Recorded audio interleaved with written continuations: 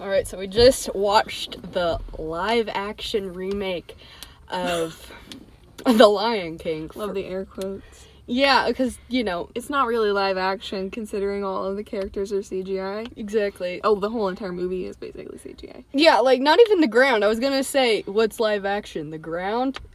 No, there was more... Yeah, no, it was just computer generated. Yeah, and on my point, there are totally, like, there are so many ways that you could have, like, involved even slightly, like... real birds and then mix that into a little bit of CGI or a real lion cub, something like that. Like in the animals have not been have been in Hollywood movies for forever. That's not difficult to train some animals. It might cost you a little bit more money. Yeah, but I mean that's what they were going after. They were just trying to get more money, minimal effort, maximum profit. But yeah, like in the opening, they should have had real birds and real animals. I mean, I guess the elephants kind of get, maybe that'd be a little harder to get them to do what you want them to. But elephants are actually really smart. Well, yeah, but I mean, they don't. But I mean, they could have got a real baboon. Yeah. Baboons are, you could hire a lot of people to watch and train and be zookeepers,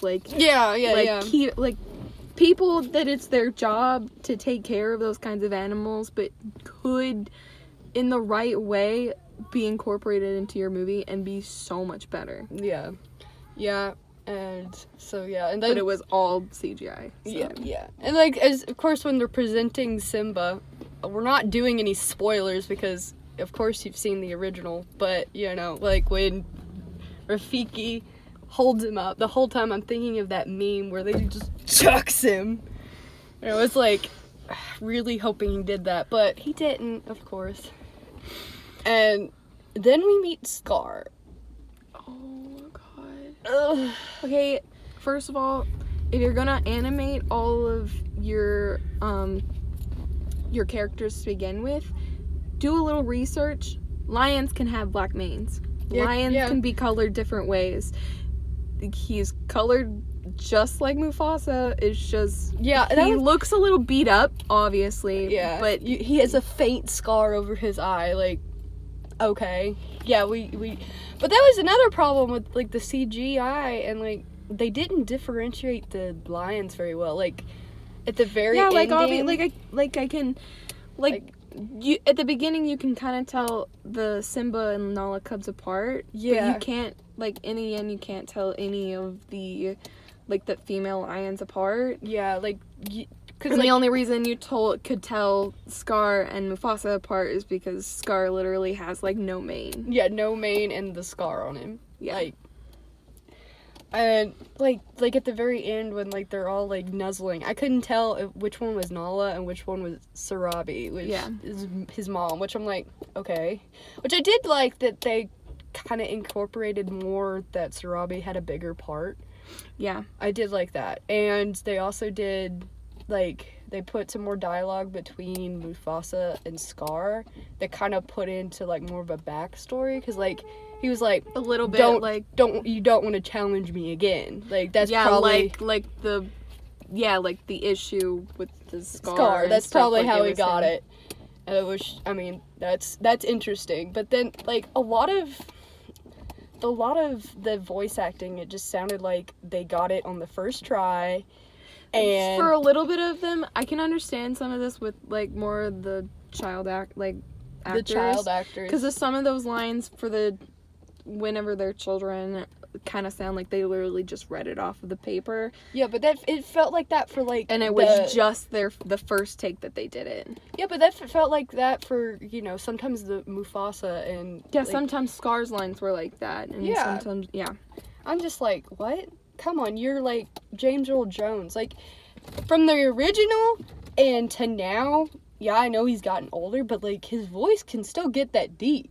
It sounded it obviously sounds like Mufasa because it's the same guy, but it sounds so different. It sounds different that it throws you off on some of the lines. And he did well though, because you know some of the lines are the exact same, so he's basically doing the exact same voice acting. Honestly, I would have just, for those scenes, I would have just taken the voice acting from the original and just been like, here you go, because like his voice didn't resonate like it did in the first one. It's just, it was that kind of also like, could just be editing. And yeah, sound editing. There was a lot of that I like noticed, that the sound editing, like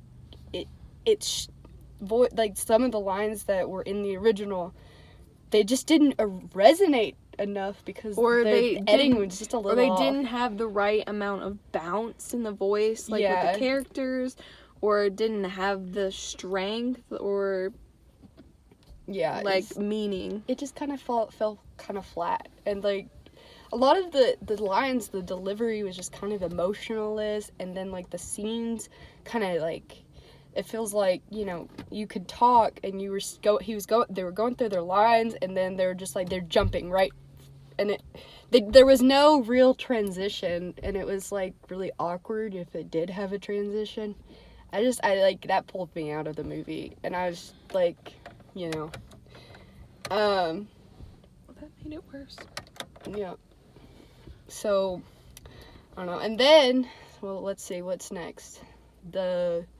I did like the hyenas were conveyed very more threatening, and that they kind of brought up a point, like, okay, so apparently the hyenas and the lions, like in real life, they're fighting over food and whatever, so they've been fighting for years.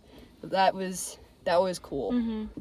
Because in the original, it's just like they're the bottom of the food chain. Like, they don't, like, hyenas know their stuff. Yeah, and like I'm glad that they used more than just the 3. I'm glad that they used more. Yeah. Even though they introduce you to more, like they'd let you know Ed and Tenzi and Shinzi a little bit, but like you see more, and like they talk more, and yeah. And I loved the voice actor for Shinzi. It was just like, she was very intimidating, which I didn't get any of that in the original. Like, I didn't feel like she was the leader. I mean, a leader of the trio, but like leader of like all of the hyenas. Yeah, but only leader of the trio because Tenzi and Ed were so stupid. Yeah, exactly. So I'm glad that they put more, you know, authority into her voice and more into kind of her character. She wasn't a buffoon. She actually like was very smart and was like wanting to take care of her people, you know, or fellow hyenas. And then we go to the part about be prepared, and I literally cringed. I was like, oh gosh, that was my favorite song in the entire movie, like in the original. It really was. Like, yeah, and that to me, I think a different voice actor would have changed that so much, because we understand where they're trying to go with their little be prepared like alterations and what they're trying to do there, but it's not the same without the deep voice and they're threatening. Like, it's painful, like whenever it's like they're in the original. Yeah, the voice actor for Scar, he didn't demand any presence like the original. Like, the original, you're hearing him on screen, his voice is, like, smooth as butter, but it's also, like, it'll give you chills. You're like, oh, okay, he's the bad guy. You know that this is the bad guy, but he's not, like, intimidating. Yeah, and then in some scenes, like, when he's lying or he's trying to, like, fool Mufasa or Simba into doing something, in the original, because it's a different animation, it's like flowy and he's like getting lower, and the way that he talks is different, and you just don't feel that in this one. Yeah. Ugh. Yeah. I literally, I was like, oh, that hurts me right in the childhood, the be prepared part. And then like the stampede part, like when Mufasa dies, it's just like, it's set up, you can see how the canyon's set up and like all that, which I don't think you really get that much in the original. Like, you know it's a canyon, you know it has, like, crumbling rocks and whatever, but you can clearly see the see the sides of this in this one, and, like, where Mufasa ends up putting Simba, he could have just, like, climbed up there with him. Like, or even when he got hit by a wildebeest, he could have, like, jumped up and then, like, got it, like, or high if it enough. was smart enough to stay on a ledge and, like, try your hardest to stay there until the wildebeest moved, which obviously throws the whole entire movie off, but still. Yeah, it really sucks you out of it. And, like, oh, and how, like, Scar bitch slaps him. Like, instead of, like, you know, in the original, that he grabs hold of with his claws, and he grabs hold of his paws and just rips him off. Which, like, that's intimidating. That's scary. But, like, this one, he kind of just, like, he did some of that, but then he, like, bitch slapped him, which made him fall far enough behind, because it wasn't that steep of a slope. So, I mean, yeah, we get he died, and, you know, children are sad, but Sarah is sad because she cried. Okay, it's different whenever you're 4 years old and you watch it every single day for the whole entire time. Yeah, and then every single day. Yeah, and then from year 4 to 6. Yeah. And then, okay, so then they're chasing, the hyenas are chasing Simba away, which, you know, in the original, he escapes he goes and he falls into, like, the briar bush, like, you know, the spikes and stuff. Well, in this one, he just falls off the cliff, and they don't even try to go after him. They're just like, he couldn't have survived that. He's fine. He's dead. And they're just like, they just leave. And, like, Simba's just kind of hiding. And I'm like, what? Okay. It was really bad. That part was really bad. And then we are introduced to Timon and Pumbaa, which I loved Seth Rogen as Pumbaa. He does really well. He did really good with what he was given. The other thing is John Oliver as Zazu does really well. That one, yeah. I like that. I think some of his lines were very, like, this is the first take we did, but he did the best with what he was, like, what they had taken from the original. It sounds like there were obviously probably better takes of it, and they didn't put them in because it was just easier to take the first run. It's cheaper. But then Timon. Oh, Timon. And I used to love meerkats. So I really liked the animation with how, like, realistic he looked, and how, like, he actually moved like a real meerkat. But the voice actor, and I'm not slamming the gays, but oh my god, he was just so flamboyant. It wasn't Timon. Like, that's not Timon's character. I mean, he's silly. He's kind of, you know, sly talking and silly. He's not flamboyant and just, like, very... It wasn't Timon. I didn't like that. And because of that, I didn't kind of see the correct, like, relationship between Timon and Pumbaa. Yeah, it just kind of, like, what? Yeah. Some of the voice actors really did well with getting with all of their characters, like Pumbaa and Zazu. Like, they did well, like, taking those lines from the original and just giving it all of the energy that it needs. Yeah, and but others just didn't do well. The voice itself would have been fine if he didn't put off so much. Like, he was very trying to be very flamboyant, and, you know, the gay voice. That was very, like, I mean, I don't think the voice itself was bad. It's the gay voice that he kind of put onto it. Like, he was like, "Yas, bitch," kind of like that. You know what I mean? Like, I don't think the voice actor himself would have done, like, that bad. Like, the voice, it's just the way he did it is not Timon at all. And then the next part that I have to gripe about is, can you feel the love tonight? First of all, it starts kind of out of nowhere, which I kind of know, like, in the original it kind of does too. But first off, it's not at night. It's during the day. They're just, like, frolicking around and sunlight outside. I'm like, at least make it, like, you know, evening time, not, like, midday.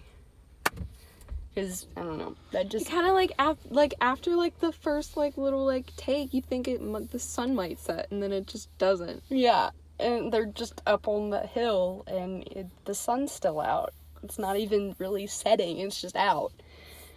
And the sense of time from when Nala shows up in the jungle and when they both head back to Pride Rock, it's kind of like...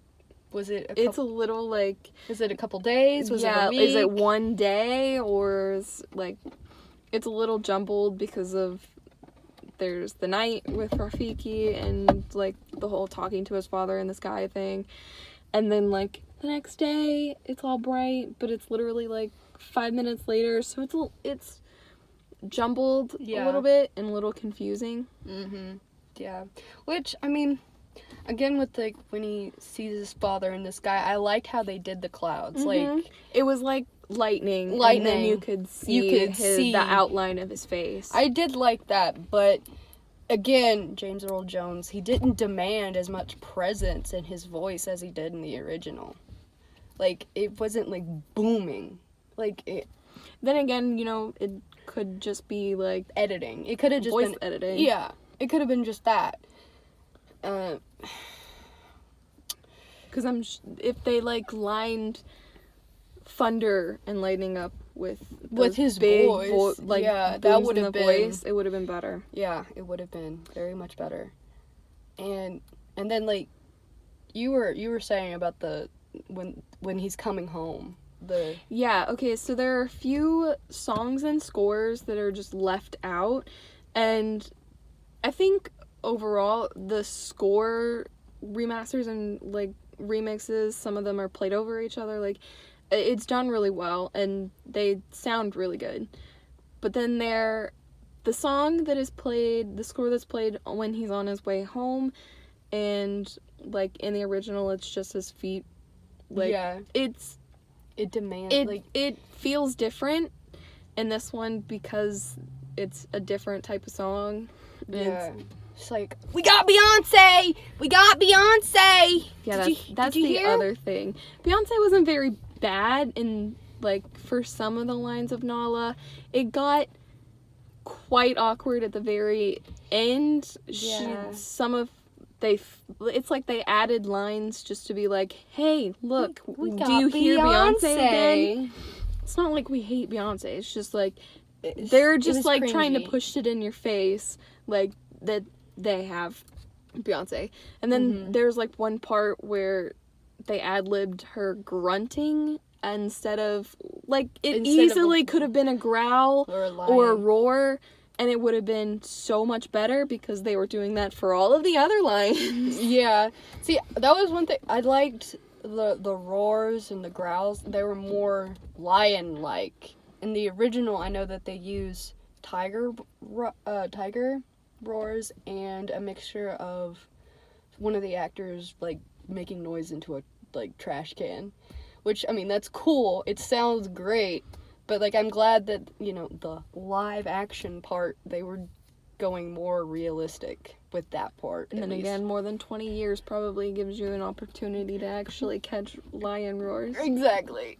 Yup. Oh, gosh. So, and then, like, just the end. I liked the fire and all that.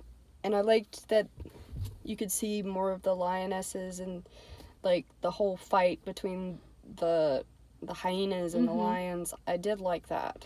Yeah, and I really liked, there's some scenes, like, and takes with Simba and Nala, like, fighting around each other, fighting the hyenas, and it's really well done. They're, like, really swift, like, Nala jumps over him, and it looks really good. Yeah, it's just flowing, very graceful.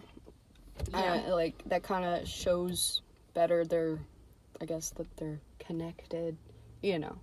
I don't know. Symbolism. But, yeah, so, what would you rate it out of 10? I feel like I'm kind of biased. Well, I know you're biased, but I'm gonna like, tell them mine in just a second. Yeah. So, I actually, I mean, like, I really liked it. There are a few things that I'd just be like, okay, I'm gonna go watch the original instead, just, you know, because... Yeah. I mean, it doesn't come close to the original. Yeah. Not at all. But I think, like... This was a cash grab. Yeah, but I think, like, for the attempt of, like, putting real lions in there, like, real lions, I don't know. It speaks to my child, like, my inner toddler. Oh, yeah. I mean, like, the cubs, they were adorable. The cubs were really cute, and they were well done. Yeah. Like, if you weren't looking closely, it looked real, and it looked beautiful. When they weren't, the scenes were beautiful anyway, but if you looked close, you could definitely tell. I mean... It's all CG. Yeah. I mean, of course, like, kids are gonna be like, That's a real lion, Mommy. Yeah. That's a real one. I know what lions look like. And then but like from far away, like you look at this cub and it looks real and it looks beautiful. Yeah. And it's, I mean, yeah. So like the images that are created are really pretty. Yeah, I would have to agree, especially like the home that like Timon and Pumbaa live. Which I kind of like that. Like that was really pretty. And like in the original, you don't really get to see much of it. Mm-hmm. You see a little bit. It's but just like trees and vines and stuff. Yeah, and now they show more animals that are already that are also living there, and it's kind of like a community. I did like that. Mm-hmm. That there's more than just Timon and Pumbaa. Mm-hmm. But I don't know. What would you rate it though?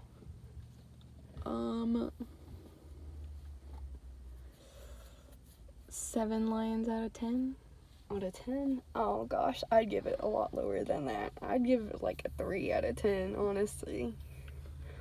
But I mean, like, if you hadn't watched the original, I don't really think it could stand alone. I mean, it could, but it's not a very good standalone movie.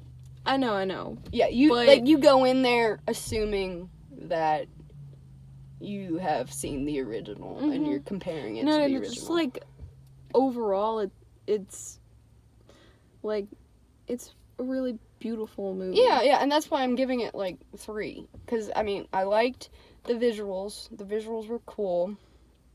And I like some of the voice acting, like Seth Rogen as Pumbaa. I really liked him. He just kind of fits.